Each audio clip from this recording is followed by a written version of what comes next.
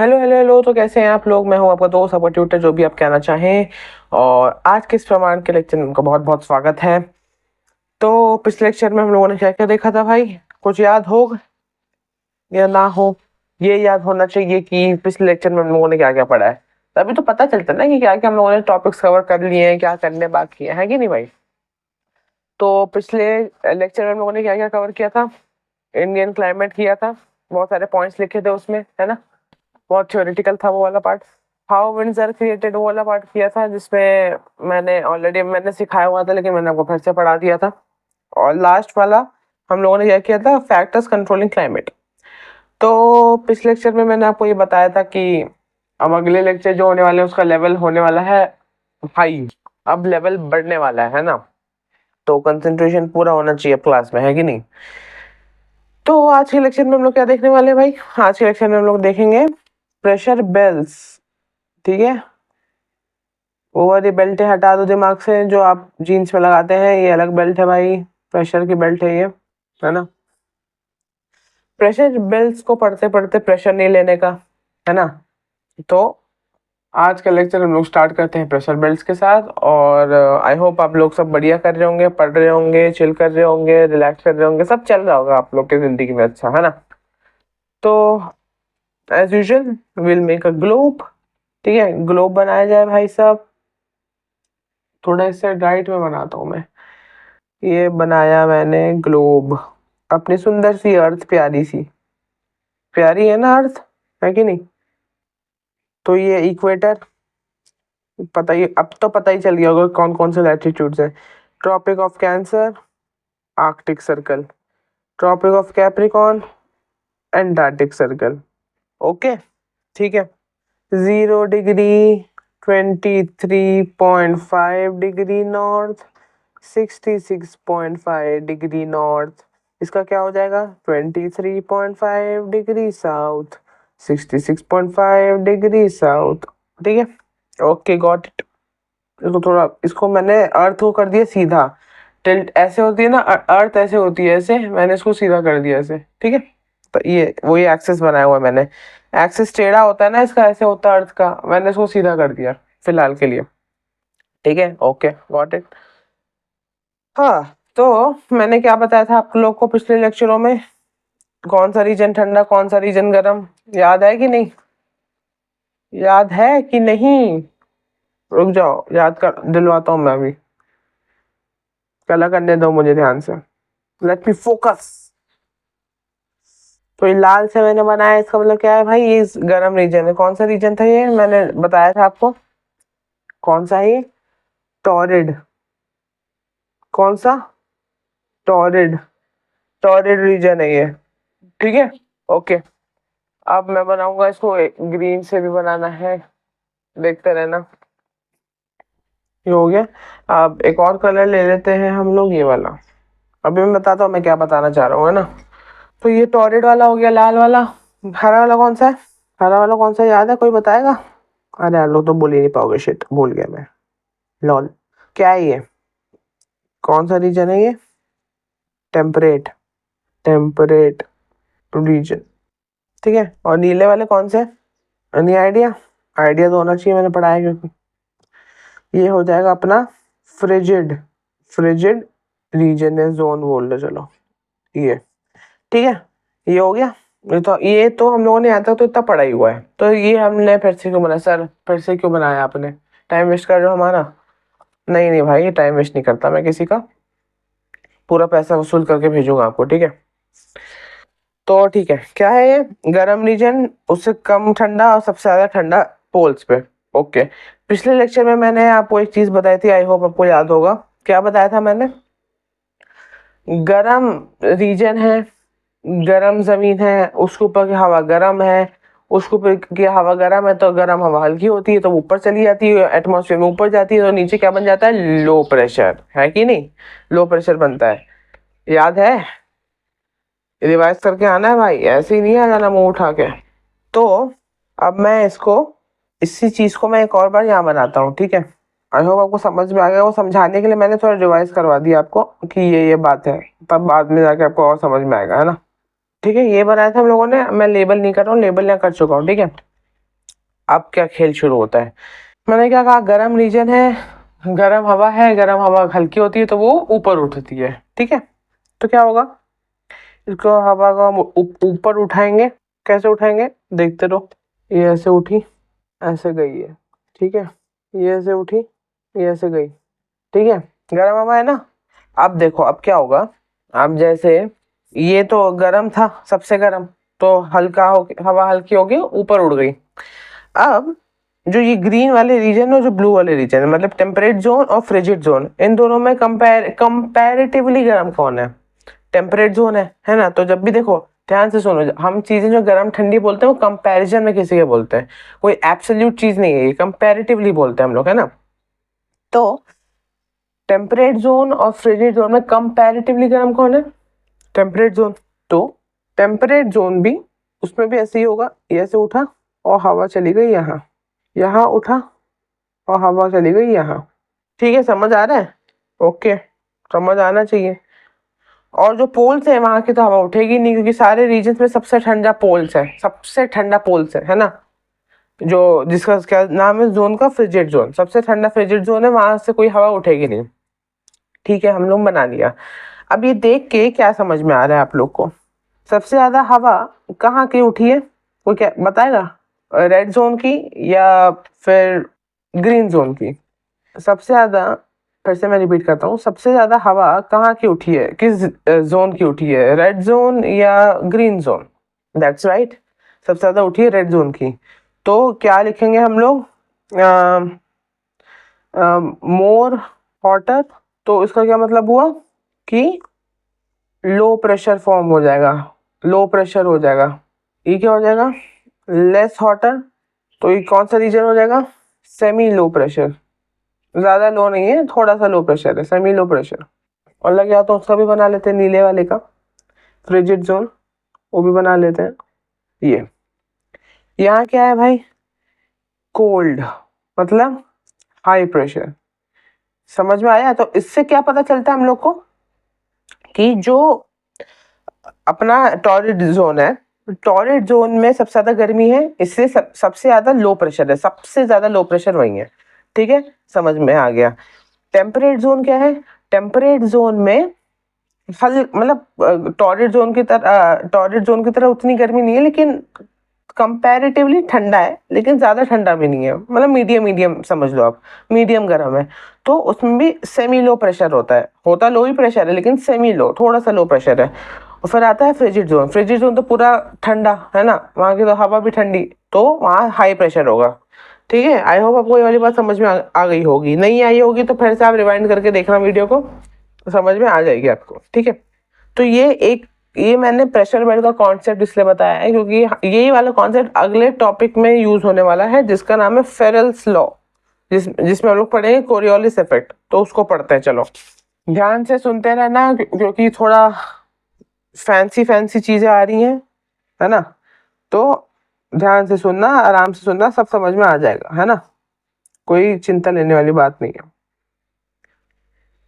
बस थोड़ी सी ज्योग्राफी में साइंस घुसेगी, देखो साइंस तो हर जगह घुसेगी, चाहे सब्जेक्ट अलग बनाओ या ना बनाओ, साइंस हर जगह है, जैसे मैथ हर जगह है वैसे साइंस हर जगह है, घुसेगी ही घुसेगी, है ना। तो ठीक है, हम लोग फिर से ग्लोब बनाते हैं। आज के लेक्चर में भाई तबाहीदार ग्लोब ही ग्लोब बनने वाले हैं, ठीक है। अच्छी बात है ना, ग्लोब बनाऊंगा तो आपको ज्यादा समझ में आएगा। ये बना दिया इक्वेटर, ओके। तो ये क्या है, ये मैंने बनाया है नॉर्दर्न हेमिस्फीयर, ठीक है, नॉर्दर्न हेमिस्फीयर। और इक्वेटर से नीचे वाला क्या है, southern hemisphere, southern hemisphere, okay.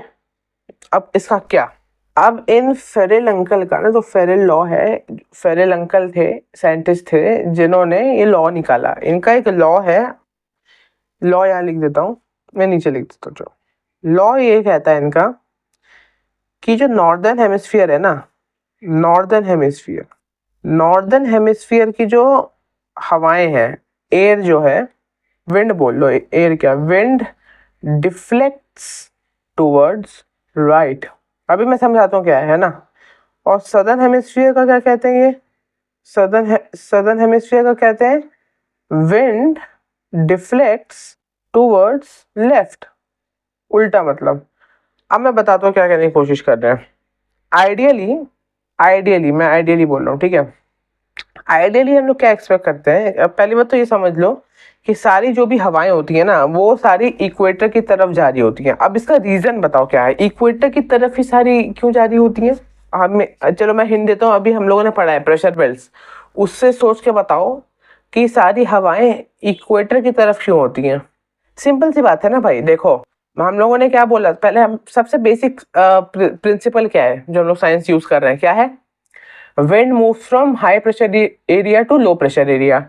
अब 3 जोन्स थे हम लोग के, torrid zone, temperate zone, frigid zone. सबसे ज्यादा लीस्ट प्रेशर किसमें था?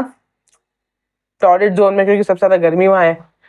तो और बाकी जो टेम्परेट जोन है, टेम्परेट जोन और फ्रिजिड जोन टॉरिड जोन से कंपैरेटिवली हायर प्रेशर में है। समझ में आ रही है ना बात? देखो पिछला वाला दिखाता हूं मैं, ये देखो मैंने क्या कहा था, सबसे गर्म है टॉरिड जोन, है ना, टॉरिड जोन, उससे ठंडा टेम्परेट जोन, उससे ठंडा फ्रिजिड जोन, है कि नहीं?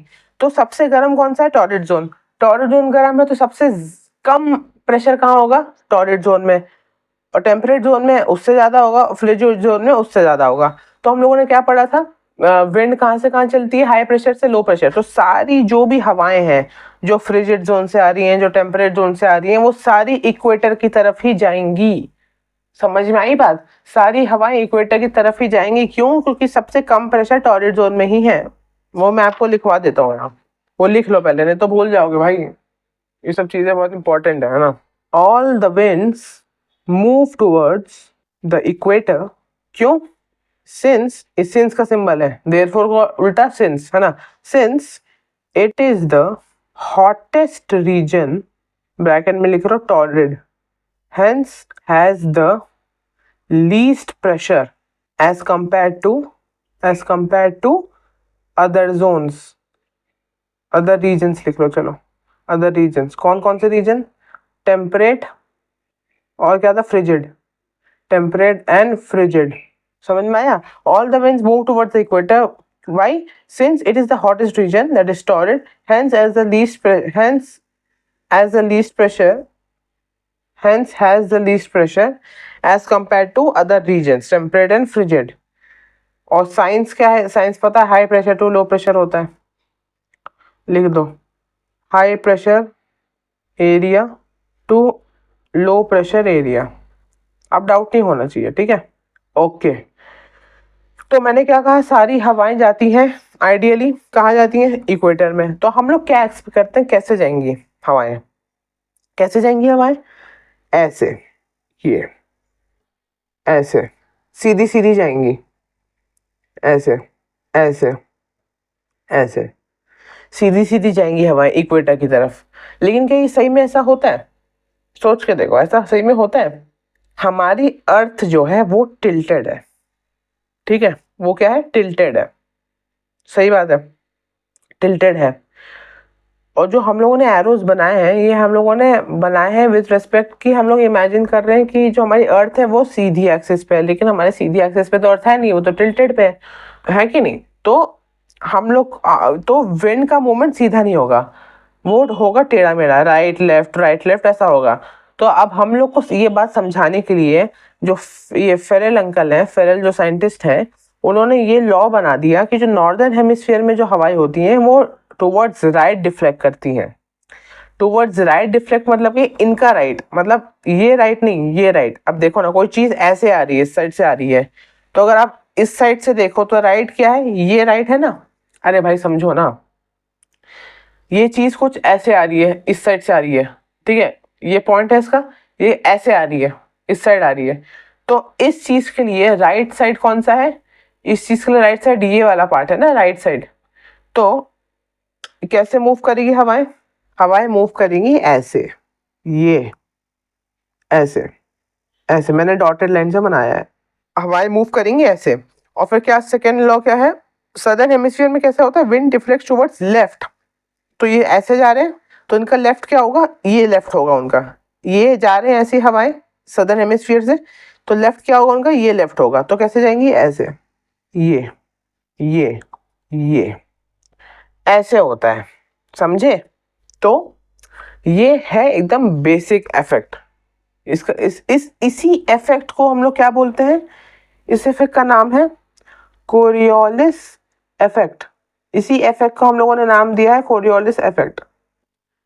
अब इसको एक और कॉम्प्लेक्स चीज है जो बतानी जरूरी है, वो कॉन्सेप्ट का नाम है ITCZ, inter tropical convergence zone. अब इस चीज को याद रखना, जो सदर्न हेमिस्फीयर वाली होंगी वो कैसे जाएंगी? ऐसे जाएंगी लेफ्ट की तरफ, और नॉर्दर्न हेमिस्फीयर राइट की तरफ, ये याद रखना। ठीक है, तो अगले में हम लोग देखते हैं क्या नाम है, ITCZ, inter tropical convergence zone. ठीक है, ITCZ। फिर से एक ग्लोब बनाएंगे, इस बार थोड़ा बड़ा बनाऊंगा मैं। ठीक है, अब जो हवाएं होती है, देखो विंड्स जो होती हैं वो कैसे चलती हैं? विंड्स हमेशा चलती है हाई प्रेशर से लो प्रेशर। ठीक है, तो पहले हम लोग इक्वेटर टॉररिड रीजन का हम लोग देख लेते हैं। पहले ये इक्वेटर है, इसको मैं ऐसे लेबल कर लेता हूँ जिससे फिर इजी होगी, इससे इजी होगा कि कौन से लैटिट्यूड रीजन की बात हो रही है ना। ठीक है, ये हो गया। तो पहले हम लोग सिंपल सी टॉररिड रीजन की बात करेंगे। आइडियली कैसे होता है, कैसे एक्सपेक्ट करते हैं हम लोग? ऐसे ऐसे एक्सपेक्ट करते हैं हम लोग कि ऐसे जाएगी। तो जो एक्सपेक्टेड वाले हैं वो मैं पेंसिल से बना रहा हूँ, बाकी जो एक्चुअल में होता है वो पेन से बनाते हैं। ठीक है, ऐसे हम लोग एक्सपेक्ट करते हैं। होता कैसे? सदर्न हेमिस्फीयर का मैंने क्या बोला था, सदर्न हेमिस्फीयर वाले कैसे जाएंगे? अपनी लेफ्ट की तरफ, तो ऐसे होता है ये ऐसे। और ये कैसे जाते हैं? अपनी राइट की तरफ, मतलब इनका राइट क्या है? ये है, ऐसे ये। ठीक है, तो ये बात हो गई इन इस टॉररिड रीजन की। अब विंड्स के सिर्फ इक्वेटर तक ही सीमित रहती हैं? नहीं, विंड्स कब चलती हैं? बेसिक फंडा क्या है विंड्स चलने का? हाई से लो प्रेशर एरिया। ठीक है, तो हम लोगों ने तो ये तो समझ लिया कि यहाँ हवा मैक्सिमम चलेगी, क्यों? क्योंकि सबसे गर्म रीजन है, सबसे लो प्रेशर है। लेकिन मेन बात ये भी है कि जो हमारा ये टेम्परेट जोन है, टेम्परेट जोन और फ्रिजिड जोन में भी तो डिफरेंस है। क्योंकि टेम्परेट जोन में सेमी लो प्रेशर है और फ्रिजिड जोन में हाई प्रेशर है, उसमें भी विंड्स आएंगी, तो उसका भी पैटर्न ऐसे ही होता है। उसका पैटर्न भी देखते हैं अभी कैसे होता है। देखो ये क्या है? Tropic of capricorn, tropic of cancer, है ना। अब सारी हवाएं जाएंगी यहाँ, इसकी ऐसे जा रही है, ये ऐसे जा रही है, ये ऐसे जा रही है। ठीक है, इनके साथ भी वही हाल होगा। क्या हाल होगा? नॉर्दर्न वाले कैसे जाएंगे? अपने राइट की तरफ जाएंगे नॉर्दर्न वाले, तो राइट क्या इनका? ये ऐसे हो गया। सदर्न वाले कैसे जाएंगे? लेफ्ट की तरफ अपने, तो इनका लेफ्ट क्या होगा? ये होगा, ये। ठीक है, समझ में आ रहा है? आना चाहिए भाई समझ में, बहुत नेक्स्ट लेवल कॉन्सेप्ट चल रही है। तो ये ऐसे हो गया। अब यहाँ से भी ऐसे हवा आ रही है, ऐसे ऐसे ऐसे ऐसे, ये एक्सपेक्टेड हवाएं।